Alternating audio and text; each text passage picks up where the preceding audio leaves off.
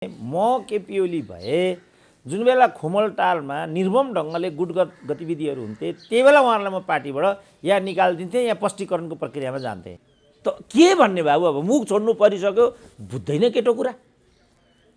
तर उनीहरू हिजो प्रचण्डसँग घाँटी जोडेको कुरा चाहिँ अनि के को बाइ प्रोडक्ट हो त्यसो भने? के कारणले त्यस्तो गर्नु परेको थियो त? ल त्यसो भने ठिक छ, गरागर भयो, वास्तवमा बाटो बिराउनु भएको छ। यो वास्तवमा पदको झगडा हो। उहाँहरूले कहिले पनि पार्टीभित्र इस्यु उठाउनु भएको छैन। मन्त्री हुँदा उहाँहरूले सबै कुरा बिर्सिनु भएको छ। योगेश छन्, घनश्याम छन्, अरू छन्, कति छन् त्यहाँ। अब मन्त्री नभएपछि यो अवन्टर उत्पन्न भएको छ। अब प्रधानमन्त्री हुन नपाएको रोदन अथवा यो प्रचण्डले प्रधानमन्त्री हुन नपाएको कुरा भने पनि माधव नेपालले चाहिँ अंशियारी नपाएको झगडा हो। यो झलनाथको कुरा पनि यही हो। मातहत कमिटी चाहिँ माथिल्लो कमिटीको मुनि हुन्छ। अल्पमत बहुमतको नियन्त्रणमा हुन्छ। बहुमतद्वारा गरिएको निर्णयलाई सबैले परिपालन गर्नुपर्छ। यो केही कुरा यहाँ भएन नि त।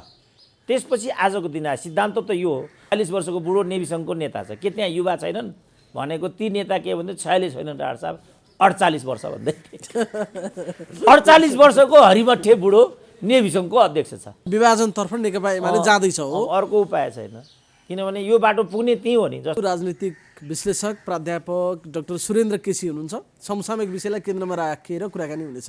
डाक्टर साहब स्वागत छ।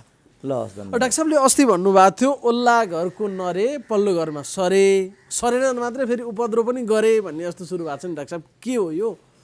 अनि त्यो स्वाभाविकै हो, किनभने राजनीतिको मन्डीमा मोलतोल खेलखाल झेलझाल अब व्याप्त छ। अब बजारु माल त पल्लो घर भइरहन्छ नि। यसलाई हामीले ठुलो ठान्नुहुन्न अब, किनभने स्थायित्वभन्दा परतिर नेपाली जनताको जनादेश होइन। नेताहरूले त्यसलाई विचलन गरिहाले। अब विचलनकारी प्रवृत्ति हाबी भएपछि त हुने कुरा त्यही नै हो। त्यसलाई हामीले ठुलो ठान्नुहुन्न, अब झेल्नुपर्छ, उपाय छैन। जस्तो डाक्टर साहबले अस्ति भन्नुभएको थियो जे चिज चाहिँ पेरिस टाढामा बसेर हुन्थ्यो उपद्रो, त्यो चाहिँ अब धुम्माराईमा हुन्छ भनेको एमाले भित्र हुन्छ भन्ने सङ्केत यहाँले गर्नुभएको थियो। जतिखेर यदि यो सुरु भएकै थिएन, ठ्याक्कै त्यतितिर गयो नि डाक्टर साहब यो। तर यसको त डाक्टर साहबले सधैँ भन्ने गरेको चाहिँ परिणाम गौण हो, कारण महत्त्वपूर्ण हुन्छ। अहिले एमाले भित्रको जुन उपद्रो छ यसको कारण त केपी ओली होइन? होइन, यसको कारण चाहिँ प्रचण्ड हुन् भन्छु नि त मैले। एमाले भित्रको अहिलेको लफडा कारण पनि प्रचण्ड नै। अर्को को त उनले त्यहाँ गर, तिमी यो कुरा सब गर, कि त्यो पार्टी कब्जा गर, होइन भने विद्रोह गर, त्यो होमवर्क दिएको पनि त प्रचण्डले नै हो नि त। यिनीहरूको त त्यो लुरै छैन नि। किनभने यो झगडा पनि यिनीहरूको र उनीहरूको होइन, यो प्रचण्ड र केपीको झगडा मात्रै हो। यी त साँची किनारा मात्रै हुन्। त्यसकारण अहिले जे भइराखेको छ त्यो पनि यिनीहरू होइनन् नि त। रिमोट प्रचण्डकै हातमा, बुटवलमा गएर कि कब्जा हुन्छ कि विद्रोह हुन्छ भने त्यसको 12 घन्टा नबित्दै केपीले यो कदम चाले। अनि यो कदम चाल्नुको पछाडि त त्यही बुटवल हो नि त। अनि यहाँ माधव नेपालहरू कहाँ छन्? काहीँ पनि छैन। त्यसपछि केपीले आऊ तिमीहरूको के कुराहरू छ सुन्छु म भनेर भने गए। अब त्यहाँ त्यो निदो हुने कुरै थिएन, किन उहाँ सोध्नुपर्ने थियो। यो सबै कुरामा त यिनीहरू जिम्मेवारै छैनन्। यिनीहरू त खालि प्यादा मात्रै हुन्। यो अहिले प्रचण्डले दिएको होमवर्क पुरा गर्ने एक्सर्साइज उनीहरूले गरिरहेछन्। त्यही हो डाक्टर साहब, उहाँले त खुलमखुला भन्नु भने प्रचण्डले त सके पार्टी नै कब्जा गरेर आउने हो, होइन भने उहाँहरू विद्रोह गरेर आउनुहुन्छ भनेर उहाँले बोल्नु भएको छ। बस सायद अहिलेसम्म कहीँ कतैबाट यसको खण्डन तलमाथि केही पनि भएको छैन होला। र प्रचण्डले जे भनेका छन् उनीहरूको व्यवहार फेरि यतापट्टि ठ्याक्कै त्यस्तै देखिनुलाई संयोग मात्र मान्न सकिँदैन हो डाक्टर साहब? होइन, त्यतातिर त्यो अन्तर्गत भइराखेको छ। किनभने यो सब त आवश्यकै थिएन नि। उहाँहरूले धुम्माराई छोडिरहनु पर्ने आवश्यकतै थिएन। उहाँहरू पेरिस डाँडा धाउनु पर्ने कारणै थिएन। किनभने 14-15 वर्षसम्म माधव कुमारको नेतृत्वमा केपी ओलीले त लुरु झोला बोकेको हामीले देखेकै हो नि। भित्रभित्र केपी ओली यो बाटोमा रहेछन् त्यो समयले सिद्ध गर्यो। तर यो नग्नता त हामीले बजारमा देखेका थिएनौँ नि। केपी ओलीका केही मान्छेहरूसँग भेटघाट गरेको म अहिले पनि सम्झिन्छु। तिनीहरूको दुष्टता र उद्दण्डतापूर्ण अभिव्यक्ति म अहिले पनि सम्झिन्छु। यिनीहरू किन यस्तो बोल्दा रहेछन् भनेको त यो रहेछ नि त भित्रभित्र विषय। तर बजारमा त केपी ओली यसरी नाचेको हामी देख्दैन थियौँ नि। त्यसको नेता माधव कुमार नेपाल थिए र माधव कुमार नेपालको नेतृत्वमा एमाले चलिराखेको र त्यो अनुशासित पार्टीकै रूपमा सबैले चित्रित पनि गर्थे। त अहिले अब वैधानिक प्रक्रियाबाट केपी ओलीले चाहिँ नेकपा एमालेको नेतृत्वदेखि प्रधानमन्त्रीसम्म र यो 2/3 कुरा पनि मूलत उनीहरू मान्दैनन्, तर मैले देख्दा पनि मूलत केपी ओलीकै नेतृत्वमा हासिल भएको विषय हो। पार्टीको वैधानिक अध्यक्ष उनै छन्, अनि संसदीय दलको नेता उनै छन्, जनमत उनैसँग छ। 5 वर्ष त झेल्नु पर्यो नि। त्यो राम्रो हो कि राम्रो होइन डिबेट गरौँ। त्यसमा कोही डिबेट गर्न चाहन्छ भने म पनि डिबेट गर्न तयार छु। विश्वभरिका कतिपय नेपालीहरूले मलाई लिएर पनि चित्त दुखाएको मैले पाएँ। केपी ओलीलाई सुरेन्द्र केसीले बोक्यो भन्ने उनीहरूको त्यस्तो खालको इम्प्रेसन मैले देखेँ। कतिपयको भनौँ। यस, त्यस्तो देखेँ। किनभने त्यहाँ धेरै बहुसङ्ख्यक त फेरि डाक्टर साहबले जे भन्नुभएको छ त्यो एकदम सही छ, वस्तुपरक छ, यथार्थपरक छ भन्ने जसले भन्नुहुन्छ फेरि उहाँहरूलाई पनि सम्झेन भने त फेरि त्यो अन्याय हुन्छ नि डाक्टर साहब। केहीले चाहिँ त्यो खालका कुरा पनि गर्नुभएको छ। कत्रो भ्रम रहेछ त। मेरो पोजिसन त कहिले पनि केपी ओली सिपी ओली भन्ने होइन। मेरो त गुण र दोषको आधारमा केपी ओलीले नै पनि देश र जनताको पक्षमा केही कुछ गरेको छ भने किन गरेको भन्ने प्रचण्डले नै पनि गुमाएका छन् भने जनयुद्धको नाममा सधैँ कहाँ व्यापार गर्न पाइन्छ र भन्ने मेरो यो कुरा हो। हिजो जनयुद्ध कालमा हामीले नै दिस द्याट प्रचण्डलाई नै एक खालले सपोर्टै गरेको कुरा हो। सबै मेरो मात्रै कुरा होइन, डाक्टर सुन्दरमणिको त्यही हो, कृष्ण पहाडीको त्यही हो, देवेन्द्रराज पाण्डेको त्यही हो, वामदेवको त्यही हो, झलनाथको त्यही हो। माधव नेपालसँग त सहकार्य थियो भनेर प्रचण्ड आफैले भनेका छन्। राजा वीरेन्द्रसँग हाम्रो अघोषित कार्यगत एकता थियो भनेर बाबुरामले लेखेका छन्। हामी जम्मैले माओवादीलाई त हिजो सपोर्टै त गरेका हौँ।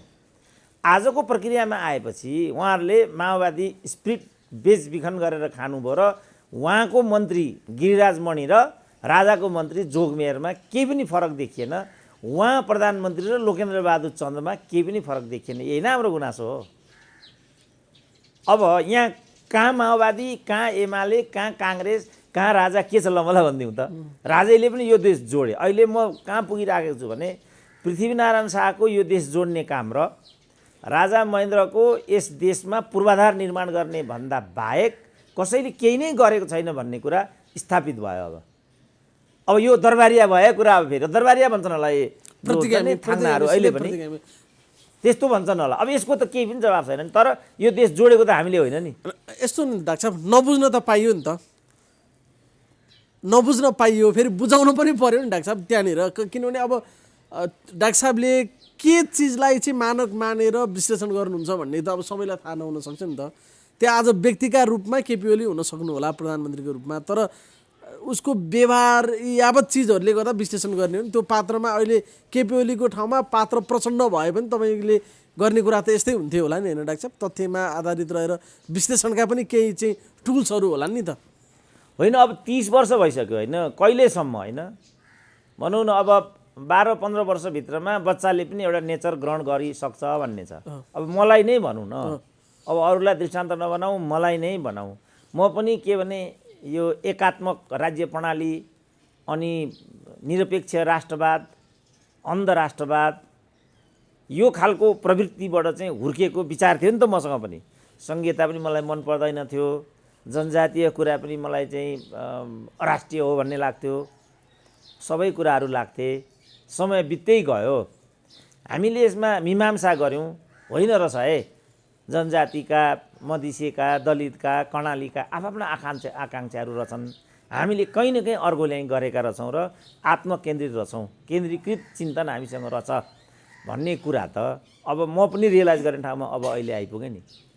त म जस्तै अर्कोले आफूमा परिष्करण नल्याउनु पर्ने, जबरजस्ती लिडेटिपी गर्नुपर्ने कारण के हो त?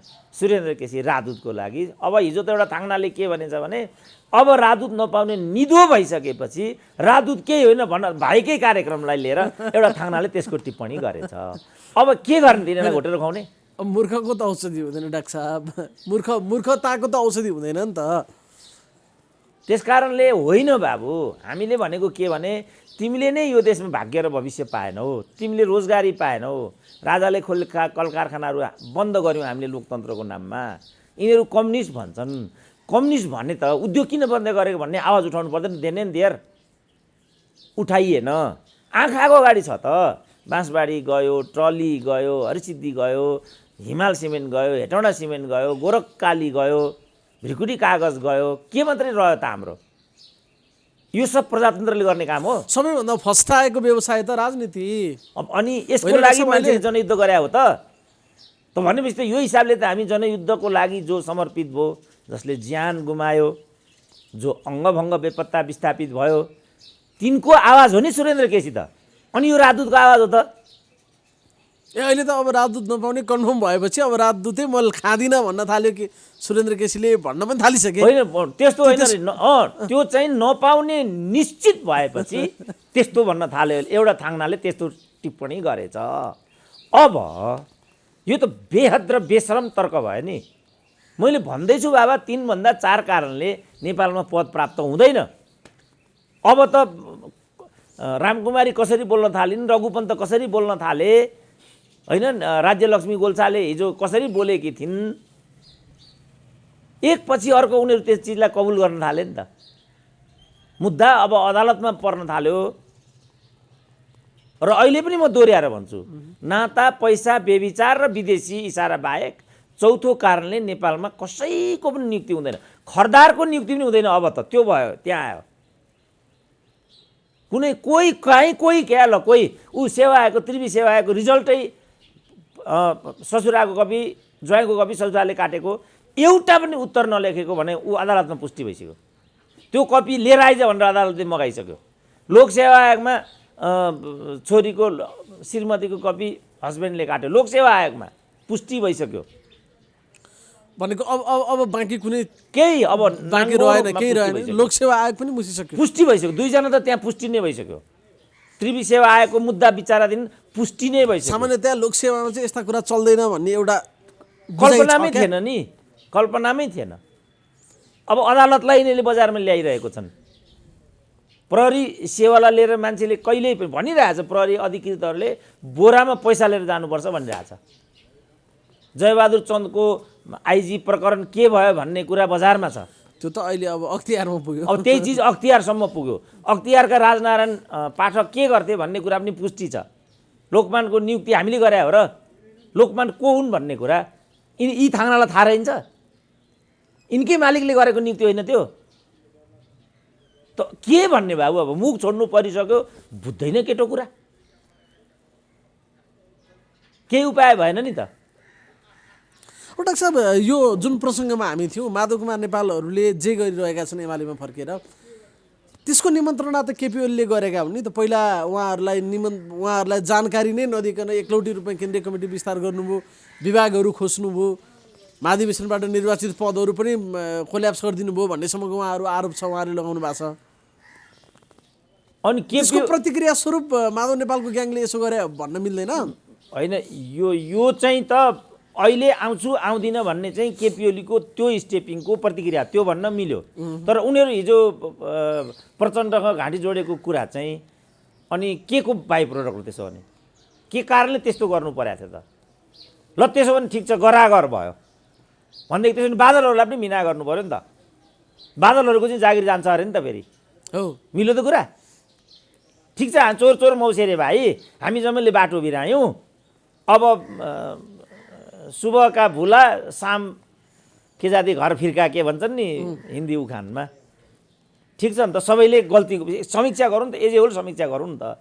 किन पनि म यो कुरा रिक्वेस्ट गर्दैछु भने अदालतले यथास्थानमा जाऊ भनिदियो।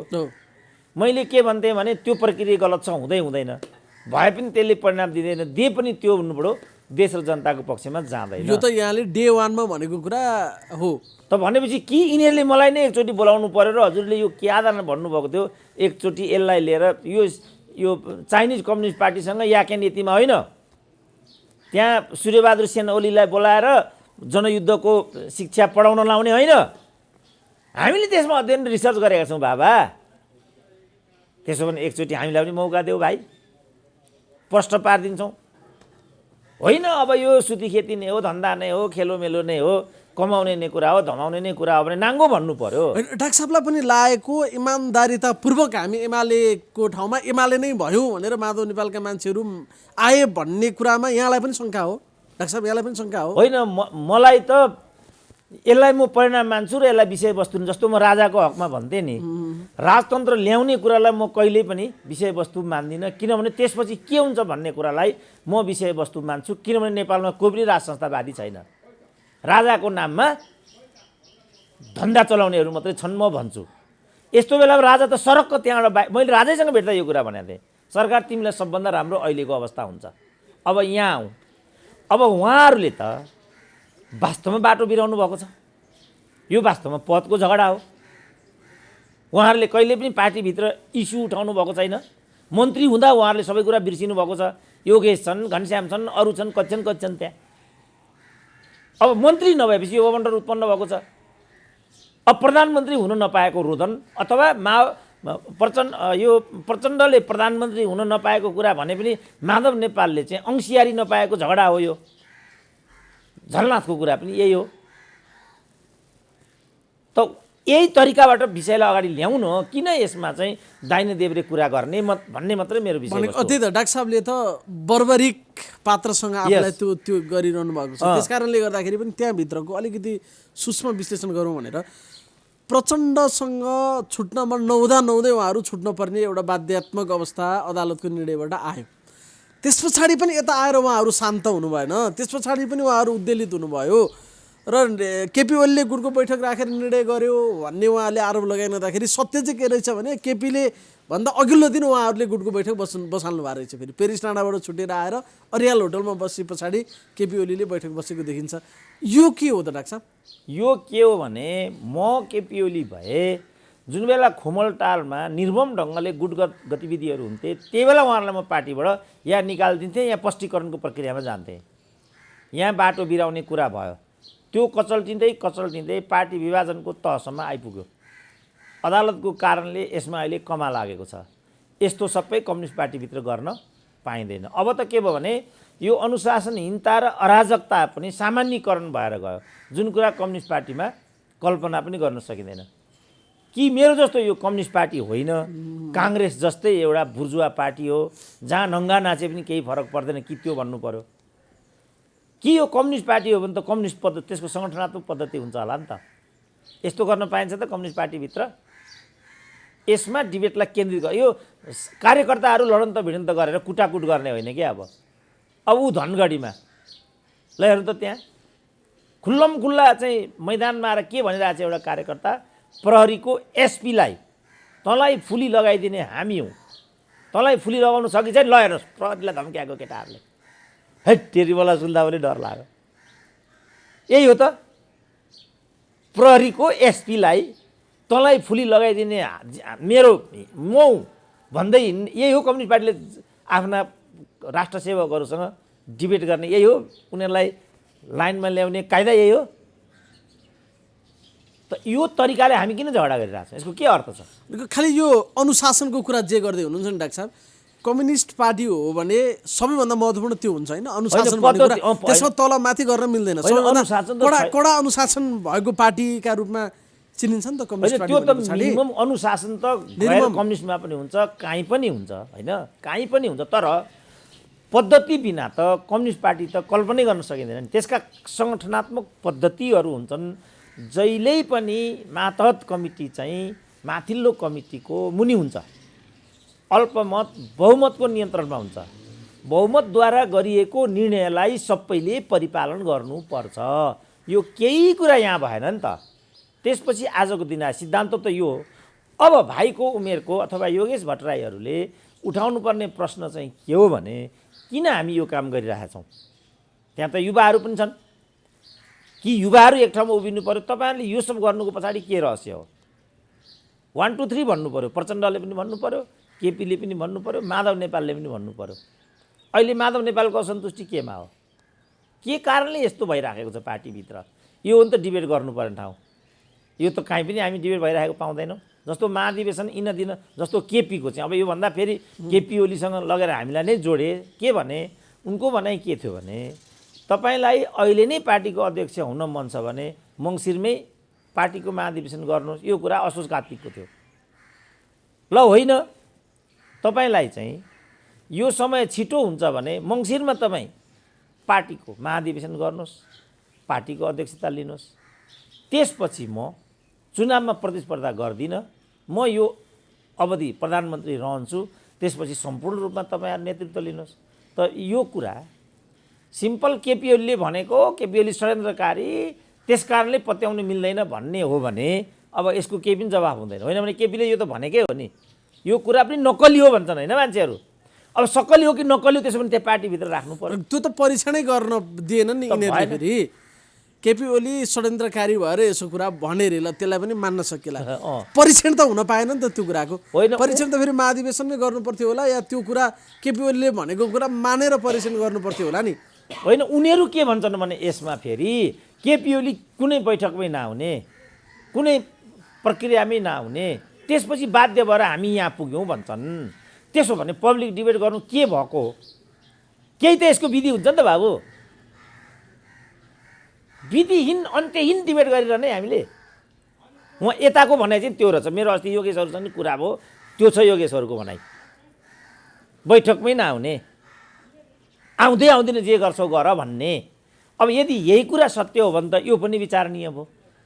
सत्यापन भएन नि, कसले ठिक भनिरहेछ, कसले गलत भनिरहेछ। जस्तो मैले देख्दाखेरि प्रचण्डले 2.5 वर्षको प्रधानमन्त्रीत्व छोड्नु नै सबभन्दा यो सब समस्याको जड हो भन्ने मेरो भनाइ छ।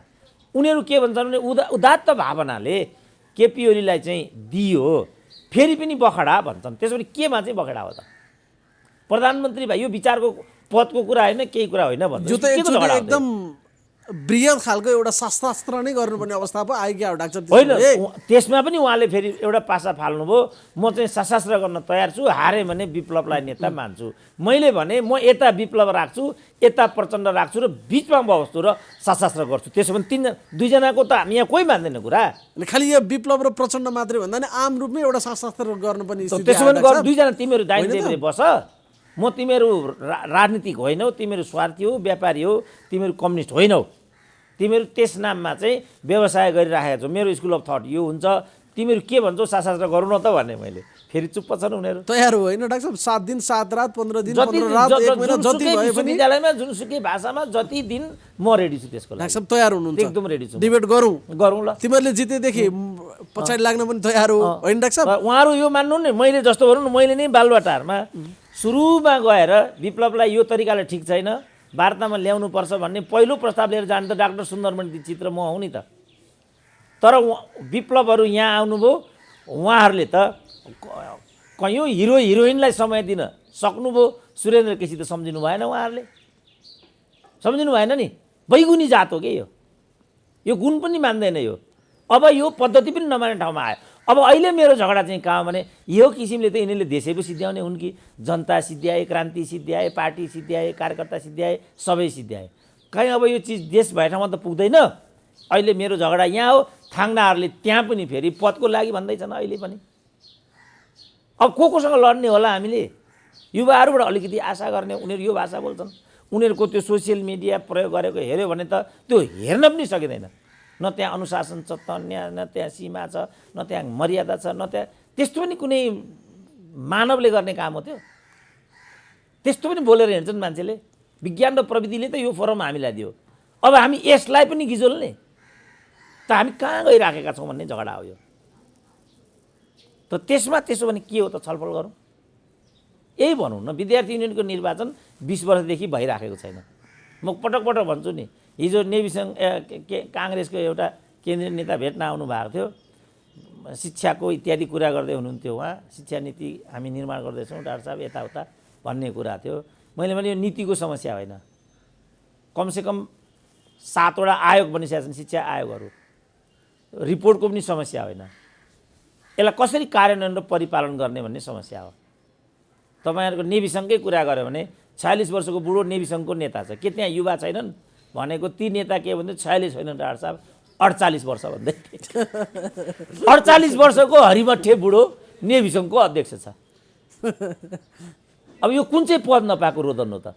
उसको छोरोले डिग्री सक्यो होला। त्यो त ए बाबा हाम्रो हिमाल शर्मा चाहिँ किर्तिपुरका युनियनका प्रेसिडेन्ट थिए, उनको छोरो बेजिङमा एमबिबिएस पढ्थ्यो। सत्य यही कुरा हो नि, त्यो त पुरानो कुरा भइसक्यो। त्यसो भए नाति जन्मियो होला अहिले, त जन्मिँदैन त, नाति जन्मियो होला विद्यार्थी सङ्घको अध्यक्षको छोराको, जन्मिँदैन त। अनि अस्ति हामीले चाहिँ रामकुमारी झाँक्रीको पान्तले घर देख्यौँ न, देख्यो। सुरेन्द्र केसीले 37 वर्षमा 10 लाख नकमाउने। अनि जुन विश्वविद्यालय मैले पढाएँ त्यही विश्वविद्यालयको नेताको चाहिँ जबमा प्रवेश गरेको छैन, 5 स्टोरी बिल्डिङ कहाँ आउँछ त? अनि कम्युनिस्ट क्रान्तिसँग सम्बन्धित विषय हो। अब बिचरा यो त रामकुमारी विवादमा आइन्, तपाईँहरूले कृपा गर्नुभयो, रन देखियो, पुलिस घरमै गएर न देखियो, बाहिरबाट पक्राउ गरे भए त त्यही पनि नदेखिने रहेछ हैन डाक्टर साहब? अनि त्यसो भने के होला त भित्र? किनभने विद्यार्थी युनियनकै समयदेखि बहुदल आउने बित्तिकै नेताहरूले घर घडेरी र गाडीगुडीको व्यवस्थापन गर्न थाले। त्यसपछिको जो त्रिचन्द्रको पहिलो नेतृत्व हो, कार चढ्ने पहिलो नेतृत्व नै त्यो हो। गगन थापा पुस्ता होइन त्यो? गगन थापा पुस्ता।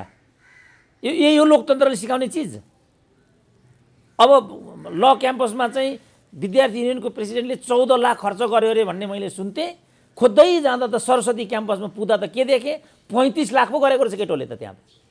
17 दुनै भए छैन। ल अब युनियनको प्रेसिडेन्ट हुँदाखेरि 35 लाख खर्च गर्ने भनेपछि कुन चाहिँ यो विधि हो? यो कुन चाहिँ यो आचरण हो जो हामीले लोकतन्त्रको नाममा गर्यौँ?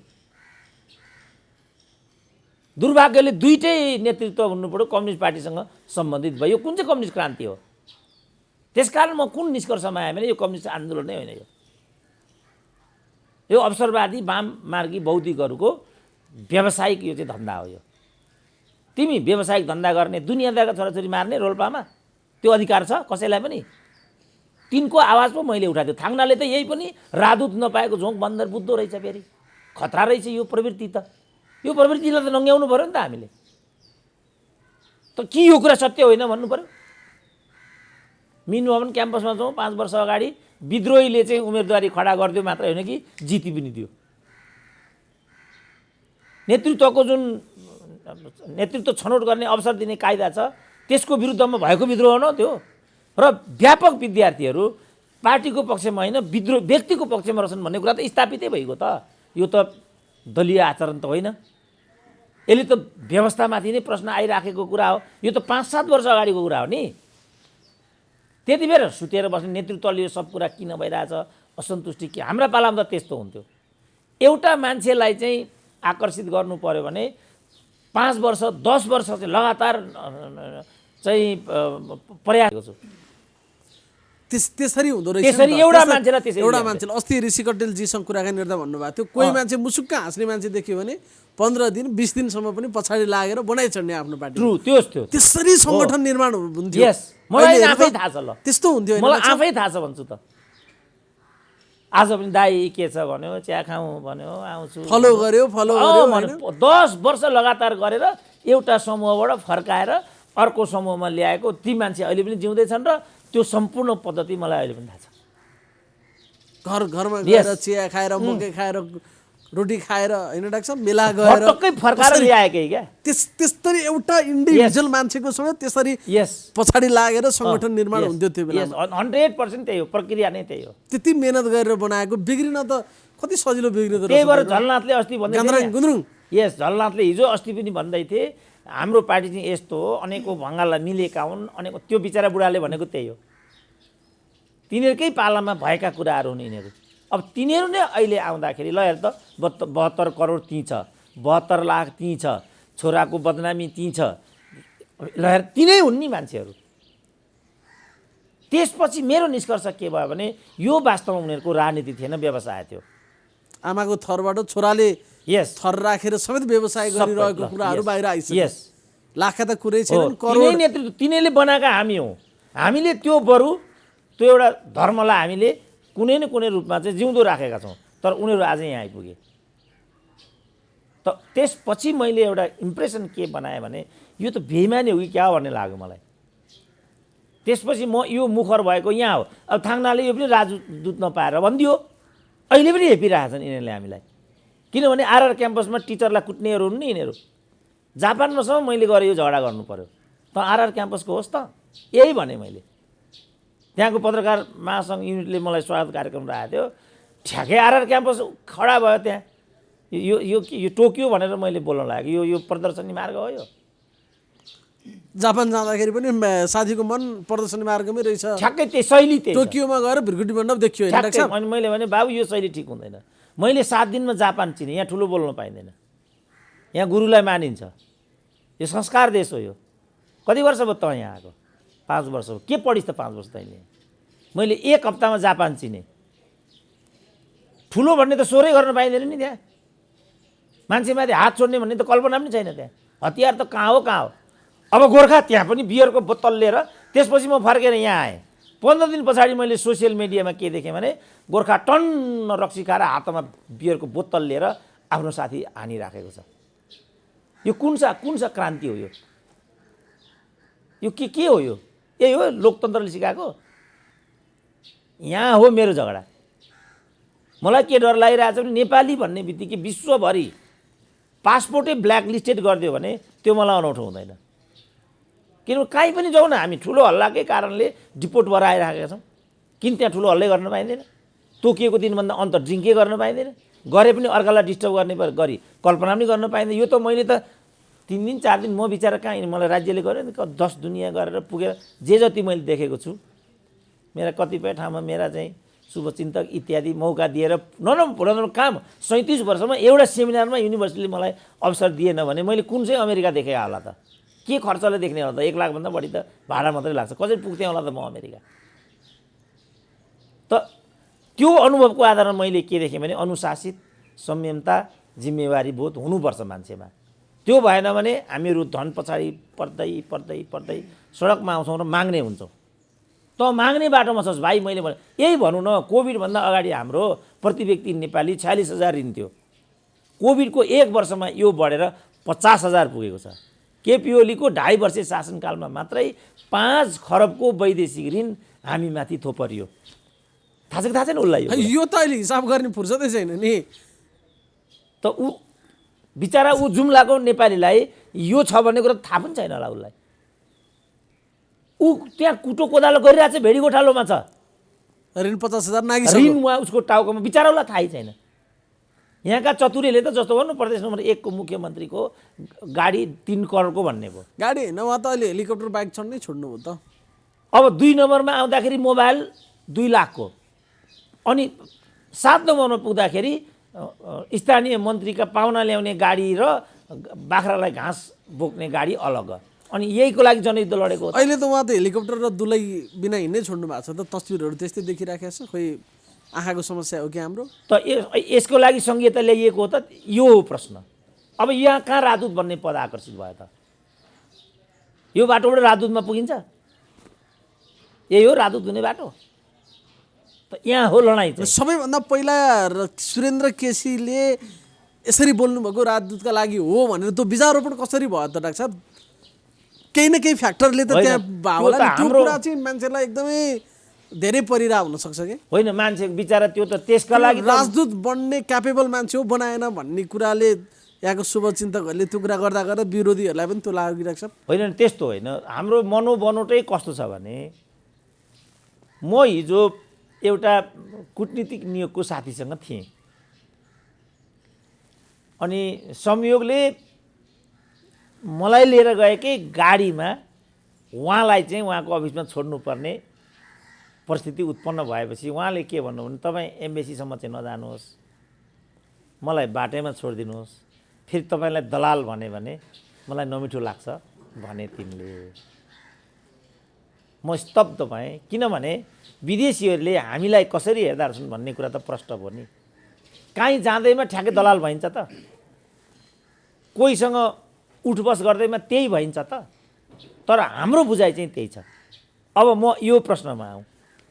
अब सबै भक्तहरू, दलालहरू, व्यभिचारीहरू, फलानाहरूले अवसर पाइरहेको बेला सुरेन्द्र केसी मात्रै दुधले नुहाएको कसले भन्छ र बाबु?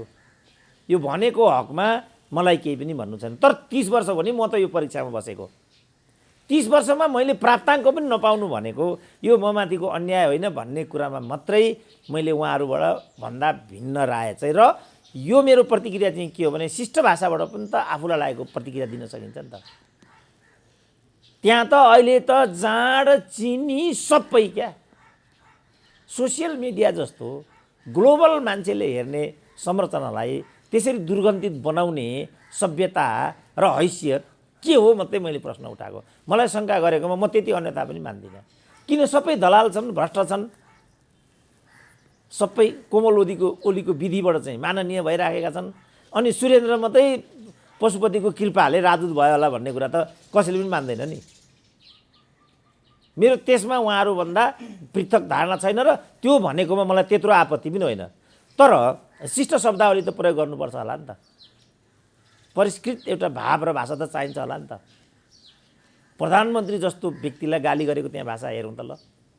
राष्ट्रपतिलाई जुन विद्या तेरो सिन्दुर खोइ, केपी ओली तेरो पोइ, यो कुन चाहिँ पार्टीको सभ्यताको कुन पाठमा पर्ने पर्छ कुरा हो त यो? पढ्न पाइँदैन नि त्यो कुराहरू त डाक्टर साहब।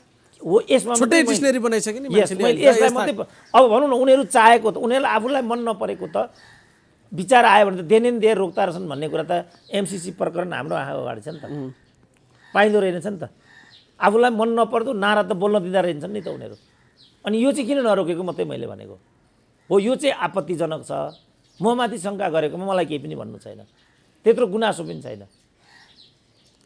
अब अहिले जे माधव कुमार नेपालहरूले गर्नुभएको छ त्यो चाहिँ डाक्टर साहबले भन्नुभयो प्रचण्डको होमवर्क नै उनीहरूले गरिरहेका हुन् अहिले डाक्टर साहब। होइन त्यो नभनौँ, अब खालि के भनौँ भने त्यहाँ त्यो भन्नु बुटवलमा यहाँ यसो गर्नु यहाँ यसो गरिनुको बिचमा काहीँ तादात्म्यता छैन। किनभने हिजैदेखि त्यहाँबाट त्यस्तो गर्ने चाहिँ अभ्यास यहाँ हुँदै आयो। जस्तो त्यही बुटवलकै जस्तो लाग्छ 9औं महाधिवेशन त्यो गरिकन झलनाथलाई चाहिँ जिताउने काम भएको थियो त्यो बेला, त्यहाँ गरिएकै थियो त्यो कुरा। अघि मैले भने नि त, जस्तो राजासँगै सहकार्य छ भनेको छ, हाम्रो अघोषित कार्यगत एकता थियो भनेको छ बाबुरामले, लिखितै छ नि त। त्यसपछि माधव कुमार नेपालसँग जनयुद्धकालमा हाम्रो चाहिँ लाइभ सम्पर्क थियो, त्यसरी हामी सहकार्य गर्दै आयौँ भन्नेमा प्रचण्डले पटक पटक गौरव गरेका छन्, प्रमाणितै छ नि त। वामदेव नारायण काजीको त खर्च वर्चको व्यवस्थापन नै प्रचण्डले गरेको भन्ने कुरा पनि रेकर्डेडै छ। यसको पछिल्लो कडी यो अभिव्यक्ति भइराखेको छ। त्यसपछि हाम्रो मनमा शङ्का के शङ्का गरेकै प्रचण्डले त सार्वजनिक रूपमा बोलेको कुरा चाहिँ उहाँहरू सके एमाले कब्जा गर्नुहुन्छ, नभए विद्रोह गरेर आउने हामीसँगै हो, माधव नेपालका मान्छेलाई पिन्च पर्ने काम नगर्नु, यही भने त प्रचण्डले। त्यसपछि अनि अब भनौँ न, मेरो चाहिँ मैले चाहिँ भनेको के भने यो चाहिँ कम्युनिस्ट पार्टी हो भने यसका चाहिँ विधि प्रक्रिया सङ्गठनात्मक पद्धति निर्दिष्ट हुन्छन्। यहाँभित्र गुटबन्दीको गुन्जायस हुँदैन। यहाँभित्र चाहिँ सङ्गठनात्मक सिद्धान्त चाहिँ जनवादी केन्द्रीयता हो। जनवादी केन्द्रीयता भनेको सम्बन्धित कमिटीमा लागेका राय र विचारहरू अभिव्यक्त गर्न पाइन्छ, तर भिन्न मत पनि दर्ज गराउन पाइन्छ। तर जहिले पनि अल्पमत बहुमतको मातहतमा हुने हुनाले बहुमतले गरेको निर्णयप्रति सबै चाहिँ वफादार रहनु पर्छ। कम्युनिस्टको बहुमतले निर्णय गर्न सक्छ, अल्पमत बहुमतको अधीनस्थ हुन्छ भन्ने कि त्यसलाई के भन्ने अधीनस्थ हुन्छ भन्ने भिन्न मत पनि दर्ज गर्न पाइयो खालि त्यसलाई एउटा नोट अफ डिसिजनका रूपमा मात्रै त्यहाँ दर्ज गर्न पाइयो। तर बाहिर जाँदाखेरि चाहिँ बहुमतले जे गरेको निर्णय हुन्छ हाम्रो पार्टीको लाइन चाहिँ त्यही हो भन्दै हिँड्नु पर्यो। अब यहाँनिर डाक्टर साहब, यहाँनिर बहुमतले निर्णय गर्न सक्छ भन्ने कुरालाई चाहिँ त्यसलाई एउटा आधारभूत कुराका रूपमा मान्ने हो भने हिजो चाहिँ बहुमतकै निर्णय भन्दै उहाँहरूले नेकपा जुन थियो साबिक नेकपा, त्यसमा केपी ओलीलाई त साधारण सदस्यबाट पनि उहाँहरूले निकाल्नु भएको तर्क के थियो भने हामीले बहुमतले निर्णय गरेका छौँ। अनि अहिले चाहिँ बहुमतले तिमीहरूको इन्चार्ज खोसे यो खोसे भन्दाखेरि चाहिँ केपी ओलीले फेरि पार्टी ध्वस्त बनाउनलाई विध्वंसकारी अराजक यो त कम्युनिस्ट चरित्रै नभएको भन्नुहुन्छ। यो विरोधाभासलाई चाहिँ अलिकति स्पष्ट पारिदिनु पर्छ। होइन, यो चाहिँ फेरि यसको अर्कै एउटा व्याख्या हुने जस्तो म किन देख्छु भनेदेखि यो पक्षले माधव नेपाल पक्षले चाहिँ अदालतको निर्णयपछि हामी ठ्याक्कै पुरानो एमाले भए ठाउँमा 75 साल जेठ 2 गतेमा पुग्यौँ, जेठ 2 मा पुगेपछि उनीहरू के भन्छन् भने त्यही पुर्याएर चाहिँ त्यही विधिबाट चाहिँ सबै कुरा गरेर अगाडि जानुपर्नेमा किन यो भन्छन्।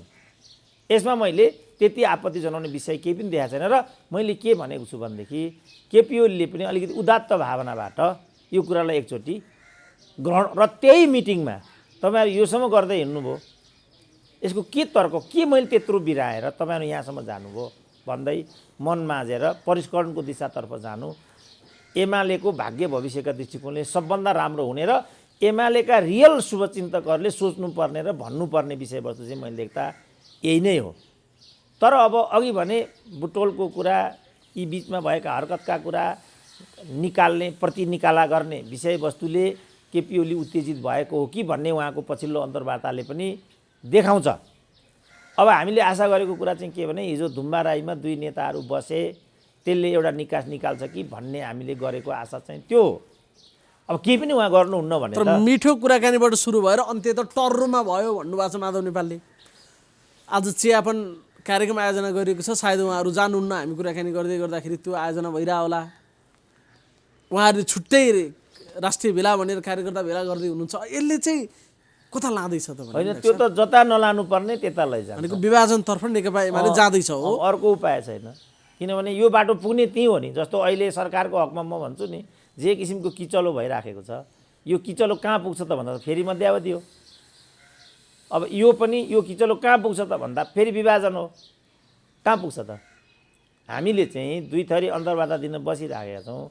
मानिलिउँ यहाँ अप्रिय शब्दावली भयो, अनभन भयो भनेपछि यो पुग्ने कहाँ हो त? यही अन्तर्वार्ता उठ्छन् नि, कहिले कहाँ उठेको देख्छौँ नि हामी। तपाईँ जान्न सक्नुहुन्छ भने कोही हिँड्ने बेला मौकामा देखिन्छ। मेरो अन्तर्वार्ता लिने ल्याकतै छैन तेरो भनिदिन्छन्। र त्यसको असर के हुन्छ त भन्दा उनीहरूको अन्तर्वार्ता अब बहुत कम आउँछ। त्यही देखिरहेछौँ हामी भएको, त्यही भइरहेछ नि त। किनभने पत्रकार भनेर कुनै रोबोट त होइन, उसको पनि एउटा भावना हुन्छ, उसका पनि केही अपेक्षाहरू हुन्छन्। कि पत्रकार भनेको छुट्टै पत्रकार भनेको कसैको दास हो? उसले नोकरी खाएको हो? उसले पनि त हामीलाई एउटा फोरम दिइराखेको छ। ऊ पनि नागरिक हो, उसका पनि अनुभूतिहरू हुन्छन्। कारणले परिणामलाई निर्दिष्ट गर्छ भने आमन्त्रित गर्छ होइन डाक्टर साहब? अहिले नेकपा एमाले भित्र जे भइरहेछ यसले विभाजनको बाटो तय गरिसक्यो। यो त्यहाँ पुग्छ कि यो बाटो चाहिँ यो यसको गन्तव्य विभाजन। जस्तो मलाई यसमा पनि के भन्यो त सङ्कटकाल लाग्छ भन्थिस्, खोइ त भने एउटा थाङ्नाले फेरि मलाई। मैले भने जस्तो गतिरोध पटक पटक त्यहाँ गतिरोध 1 महिनासम्म गतिरोध भयो हाउसमा, तलब खाने, भत्ता खाने, प्रतिगमन भयो, संसद पुनर्स्थापना गर भन्ने, अनि पुनर्स्थापित भयो, अनि एउटा पनि काम नगर्ने भने अनि त्यो हाउसको के काम छ त? कहिलेसम्म त्यो पालिरहने त सेतो हात्ती? गतिरोध भयो। गतिरोध भएपछि त कार्यकारी त ल एन्ड अर्डर मेन्टेन गर्ने एउटा जिम्मेवारी पनि बसेको हुन्छ। उसँग दुईवटा विकल्प मात्रै त्यस्तो बेला हुन्छन् कि उसले गतिरोध फुकाउनै नसकिएको अप्रिय स्थिति आएको हुनाले, जनताका प्रतिनिधिको संस्था नै सुचारू हुन नसकेको हुनाले त्यही बहाना गरेर एउटा कदम चाल्न सक्ने भयो, अथवा मध्यावधिमा गइदिन्छौ, फेरि अदालत जाने, फेरि प्रतिगमन भयो भन्ने। यसले कहाँ पुर्याउँछ त विषयलाई? देखिरहेको छु नि हामी, पहिलो दिनदेखि नै हाउस लक छ। त्यसपछि अध्यादेश पहिलो दिन प्रस्तुत गर्नुपर्ने रहेछ, नियमअनुसार प्रस्तुत गर्न दिएको स्थिति बनेन त्यहाँ। अब उसलाई दोषारोपण गर्ने, उसलाई दोषारोपण गर्ने। सोधिरहेको थिएँ प्रधानमन्त्री कुन पार्टीको भने सोध्नेहरू भोलिपल्ट मेरो अध्यक्ष हो प्रधानमन्त्री केपी ओली भन्ने ठाउँमा त आइपुगे, फेरि त्यो त देखियो। अब त्यसको त अब विभिन्न प्रसङ्ग, जसले पुनर्स्थापना भनेर आन्दोलन गरे पहिलो दिन उनीहरूले बहिष्कार गरे, यो त तथ्य हो नि डाक्टर साहब। अब के गर्ने? अब दुःख लाग्दो कुरा हो यो होइन। अब जहिले पनि के हुन्छ भने मेरो दाइले भन्नुहुन्थ्यो, माया जहिले पनि उँधो हुन्छ। माया उँधो हुन्छ भन्नुको मतलब छोराछोरीले बाटो बिराउँछन्, कमी कमजोरी गर्छन्, आमा बाबु विवश हुन्छन् नि बिचरा, कत्रो दुःख दिएको हुन्छ। कलङ्कीमा एउटा घटना घट्यो 5 वर्ष अगाडि, लागु औषधको दुर्व्यसनी रहेछ, कराईले बाबुको टाउकामा हानेर गिरी निकालिदियो। आफैले जन्माएको छोरो त्यो गर्छ। कर्णालीमा एउटी आमा चाहिँ 4 जना बच्चा सहित चाहिँ खोलामा हाम फालेर देह त्याग गरिन्। पारिवारिक द्वन्द्वको बाई प्रोडक्ट त्यो भन्ने कुरा छ। त यी त अप्रिय कुराहरू हुन्। यसो भन्दैमा सन्तान उत्पादन रोकिदिउँ भन्ने कुरा त हुँदैन। तर सन्तानहरूले गरेको यो हरकत त गलतै हो नि वास्तवमा। त्यसकारण जति ठुलो हुन्छ मान्छे त्यति नै जिम्मेवार हुनुपर्छ उसले। अब यसमा केपी ओलीको कुरा चाहिँ के छ भने तपाईँहरूले सक्दा त के गर्नु हुँदो रहेछ त? मलाई त साधारण सदस्यबाट निकाले हो नि, मैले त त्यति गरेको छैन नि। कम्तीमा त्यो गल्ती चाहिँ रियलाइज मात्र गरिदिनु तपाईँहरूले, कुरा अगाडि बढ्छ भन्ने चाहिँ उहाँको कुरा छ। उहाँले सार्वजनिक रूपमा पनि त्यो कुरा भनिरहनु भएको छ। त्यो गलत छ डाक्टर साहब? होइन, त्यो सही छ, तर विधि प्रक्रियाको हकमा चाहिँ त्यो पहिला उहाँले यो कदमको काम गरिदिनु भयो, त्यसपछि उहाँले चाहिँ त्यो भन्नुभयो। अब त्यसलाई चाहिँ सम्पत्ति बनाउन सकिएन नि, त्यसलाई बैठक आयोजना गरेर यही चिज भन्दै यहाँसम्म पनि तपाईँहरूबाट भयो, के हो त मबाट त्यस्तो भएकै कुरा के हो भन्ने रूपमा ल्याइदिएको भए मलाई लाग्छ त्यसले अर्कै रूप लिन्थ्यो। अब यहाँ पहिला चाहिँ निकाल्ने काम भयो, त्यसपछि यो भन्ने काम भएपछि अर्को पक्षले चित्त बुझाउने ठाउँ पाएन, त्यसपछि यो गरेर हिँड्दा मैले भने नि सन्तानसँग मैले तुलना गरेँ। अस्ति एउटा पत्रकार भेटघाट भइरहेको थियो, यहाँ दुईजना दम्पतिहरूको कुरा के थियो भने सम्पूर्ण श्री सम्पत्ति छोराहरूले हत्याए, हामी सडकमा आयौँ। त्यो सबै कमाएको त त्यो दम्पतिले हो नि, त्यो सम्पत्ति उनीहरूको हो नि, तर हकडक ऊ गर्दैछ। त्यसको ताला चाबी अर्को घरबाट आयो कि दुलैसँग छ। आमा बाबु सडकमा छन्। अभिभावकको जहिले पनि उत्पीडन परेको हुन्छ। गणेशमान नै भनौँ न, नेपाली काङ्ग्रेस गिरिजाले स्थापना गरायो हो र, त्यो घर छोडेर जानु पर्यो बिचरा पछि। तर उहाँले आफ्नो छोरालाई काङ्ग्रेसबाट बाहिर आउनुमा भविष्य देख्नु भएन। मैले चाहिँ त्यो घरमा गरी खान सकिनँ बाबु, तेरो घर चाहिँ त्यही हो, तर म बाहिर भन्नुभयो। यो दम्पति जस्तो सडकमा आए गणेशमान, यही नियति कृष्णप्रसाद भट्टराईको भयो। त्यो बेला कृष्णप्रसादलाई भनेको थियो गणेशमानले, यो बाहुनले गर्दाखेरि मेरो यो अवस्था भयो, खबरदार तेरो पनि हेरौँला भनेको थियो, त्यही भयो होइन। अब राजा भए ठाउँमा आउँ, राजाले सबभन्दा बढी दुःख दिए या त के अरे बिपीलाई, होइन भने कृष्णप्रसाद भट्टराईलाई। अब अहिले त्यो राजाको कुरा कमल थापा सूर्यबहादुर थापा गर्दैनन्, त्यो राजाको कुरा या त प्रकाश कोइराला गर्छन्, होइन भने मनिषा कोइराला गर्छन्। यो त नियति रहेछ बाबु। अब यो नियति सम्झेर, त्यो म अहिले पनि सम्झिन्छु, त्यो नियति सम्झेर केपी ओलीले अलिकति उदारता देखाए त हुने हो। तर उहाँको कुरा तिमीहरूले सके त मलाई साधारण सदस्यबाट निकालेका हो नि, मैले त त्यति त गरेको छैन नि भन्नुहुन्छ। त्यो कुरालाई पनि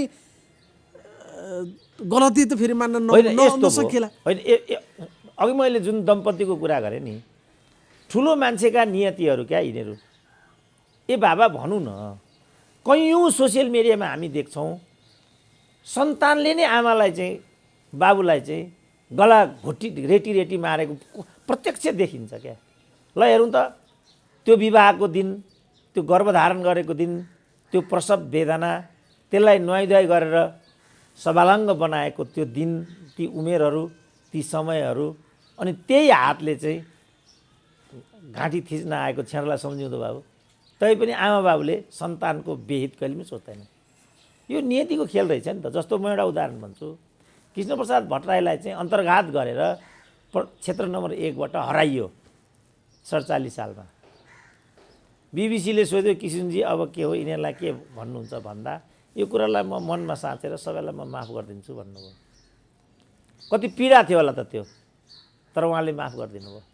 आज मैलेसम्म कृष्णप्रसाद भट्टराईको नाम लिएँ, केपीहरूको पनि त्यसरी नै म नाम लिन पाउँ न, अथवा मैले त स्वार्थको लागि नाम लिँदो रहेछु, कुरा सक्यो। भोलिको पिँढीले यसरी नै नाम लिन सकोस् न त, अर्को बाटो छैन केपीको लागि पनि।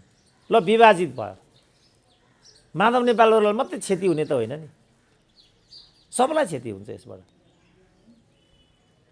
मैले देख्दाखेरि त बिरलै मान्छे मात्रै निर्वाचनमा गयो भने पनि विजयी भएर आउँछन् जस्तो लाग्छ। अब यहाँको दुईवटा विरोधाभास, एउटा चाहिँ पार्टीको अनुशासन विपरीत गतिविधि गर्नलाई म भए त्यही बेला निकालिहाल्थेँ भन्ने एउटा पक्ष छ।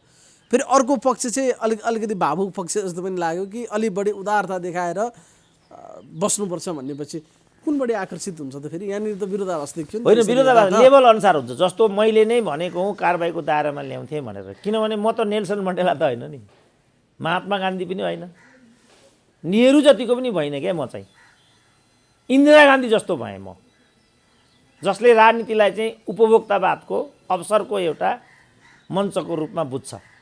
नेहरू गान्धीमा आउँदाखेरि त यस्तो भयो नि त, र राजीव गान्धीमा पुग्दाखेरि त जयल सिंहलाई नै पदबाट निकालिदिने हो कि अहिले जे नियति विद्याको हो ज्ञानी जयलक्ष्मीको त्यही नै नियति हो।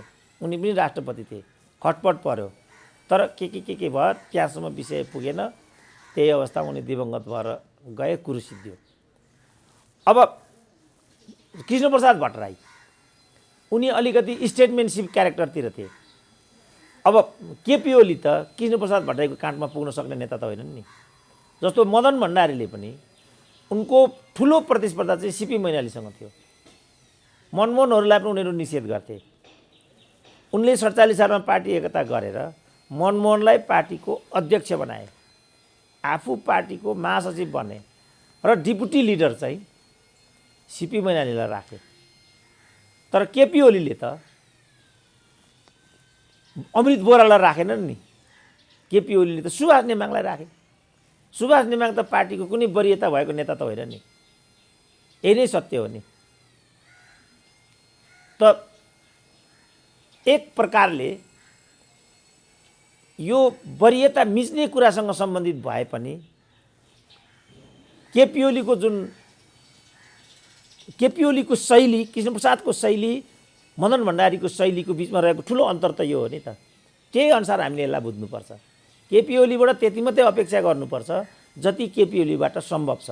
केपी ओलीबाट मदन अथवा कृष्णप्रसाद जतिको अपेक्षा गरियो भने त्यो बढी अपेक्षा हुन्छ। भनेको अहिले माफी दिने, के गर्ने, अलिकति उदारता प्रस्तुत गर्ने त्यो अपेक्षा नगर्नु पर्यो, पोसिबल हैन? त्यसरी हेर्दाखेरि व्यवहारमै त्यो नगर्नु पर्यो। अनि त्यसो हुँदाखेरि त फेरि यो अर्को पक्षसँग माया दया या त्यो भाव सहानुभूति पनि राख्न सकिएन। डाक्टर साहबले भन्नुभएको छ कि अल्पमतले बहुमतलाई त स्वीकार गर्नु पर्यो, झेल्नु पर्यो। तर उनीहरू त्यो झेल्न पनि तयार छैनन् नि डाक्टर साहब। विद्रोह गरिरहेको छन् है राष्ट्रिय कार्यकर्ता बेला, के बेला कसो बेला, विभाजन, केपी ओली यस्तो उस्तो, अहिले पनि उनीहरूले त मुखै छाडिरहेछन्। होइन, उनीहरूको मैले देख्दाखेरि उनीहरूलाई घरभित्र प्रवेश गर्ने माहौल बनाइदिने काम चाहिँ मैले देख्दा केपीके हो। किन उहाँ नै त्यो घरको बुवा हो नि त। आऊ बाबु, शुभका भुला शामका भड्का के भन्छ नि, त्यो चाहिँ गर्नै पर्छ मैले देख्दाखेरि। अब जुन कारबाही भयो यसले त्यो ढोका बन्द गरे जस्तो मेसेज पुग्छ भन्ने मेरो बुझाइ छ। यहीँभित्र आएर ल तपाईँलाई एकचोटि मैले मिना गरेको छु, यस्तो खालको हरकत फेरि भयो भने पार्टीलाई त्यो क्षम्य हुने छैन। आफ्नो जिम्मेवारीमा तपाईँहरू लाग्नुहोस्। 1, 2 बहुमत छ भने त्यो बहुमतद्वारा म नेतृत्व हेरफेर गर्नेपट्टि छु, त्यो विकल्प हुनसक्छ। 3 साह्रै किचकिच भयो, अप्ठ्यारो भयो। अब हामी महाधिवेशनको सङ्घारमा महाधिवेशनतिर जानुपर्छ। म महाधिवेशन आयोजक समिति गठन गर्न प्रस्ताव गर्छु। सिद्धि नि कुरा, जे उहाँले चाहनुभएको भयो त त्यही त्यहाँ, तर सन्देश अर्कै गयो नि त। त्यस कारणले जुन सन्देश जाने गरी उहाँले निर्णय गर्नुभएको छ, मेरो आह्वान छ त्यसमा उहाँले पुनर्विचार गर्नुपर्छ। त्यसो गर्दा मिल्न सक्ला। होइन, मिल्नु नमिल्नु म जान्न। त्यो मैले एउटा सिनारियो देखाइदिएको। ऊ मिलुन्, उनीहरू झगडा गरून्, त्यसमा मलाई केही पनि भन्नु छैन। तर बाटो बिरायो कुनै सन्तानले, त्यसलाई घरमा ल्याउनु पर्यो भने, जस्तो भनौँ न, एउटा त्यो मैले त हेरेको पनि थिइनँ होइन, त्यो त आत्महत्याकै प्रकरण रहेछ नि त चितवनको। एक जोडीले विवाह गर्यो, परिवारले त मानेन त्यो, तर उनीहरूले विवाह गरेका रहेछन्। उत्तेजनामा आएर बिचरा उसले विष सेवन गरिदियो र अन्ततः देह त्याग गर्यो। उसले त देह त्याग गर्यो, परिवारलाई कत्रो पीडा भयो। अब यो जुन कायदा हुने गर्छ समाजमा, अब आमा बाबु त अभिशप्त हुन्छन् नि यस्तो मान्नको लागि। कत्रो पीडा छोडेर गयो त्यो मान्छेले। त्यो एउटा विवाहलाई सकारात्मक दृष्टिकोणले लिदिएको भए यत्रो सङ्कट आइपुग्थ्यो त त्यहाँ। कसलाई फाइदा भयो यसबाट? परिवार बदनाम भयो, छोरीको जीवन बर्बाद भयो, एउटाको लाइफ बर्बाद भयो, उसको पनि परिवार होला। कसलाई चाहिँ फाइदा भयो त यसबाट? अब यो पार्टी भएटामा आउँ, उहाँहरू जुन हरकत गर्दै हुनुहुन्छ यसबाट कसलाई चाहिँ फाइदा छ त? ल देशलाई फाइदा भए पनि लौ त भनिदिनुहुन्थ्यो, नेताहरूलाई फाइदा भए पनि लौ त भनिदिनुहुन्थ्यो, कार्यकर्तालाई भए पनि यहाँ त कसैलाई पनि फाइदा छैन यसबाट। कसलाई फाइदा छ यसबाट? जस्तो माओवादीको त्यत्रो टन्टा भयो, मधेसवादीको त्यत्रो टन्टा भयो, किन त्यसलाई झेलियो भने? ठिक छ नि त, त्यसले एउटा नतिजा दिन्छ भने, तर नतिजा पनि नदिने हो भने 1 खरबको त भौतिक क्षति मात्रै छ माओवादी लफडामा। मधेसवादीमा कति होला? अब हिजो फेरि बम पड्केको पड्केन सिराहामा। मैले हिजो भनेको थिएँ यही वार्ता विप्लवसँग सिके राउतसँग भइसकेपछि अब नेपाल शान्तिको युगमा प्रवेश गर्यो भन्थे होइन त। मैले भने समाजमा द्वन्द्व हुँदासम्म त्यस्तो सम्भावना छैन। एकै हप्तामा त्यो कुरा पुष्टि भयो कि भएन, फेरि बम पड्क्यो। त्यसकारण हामीले किन बम पड्किन्छ, किन असन्तुष्टिहरू हुन्छन्, त्यसबाट चाहिँ निराकरणको उपाय खोज्नुपर्छ। हुन्छ डाक्टर साह्रै महत्त्वपूर्ण समयको लागि धेरै धेरै धन्यवाद। ल, धन्यवाद।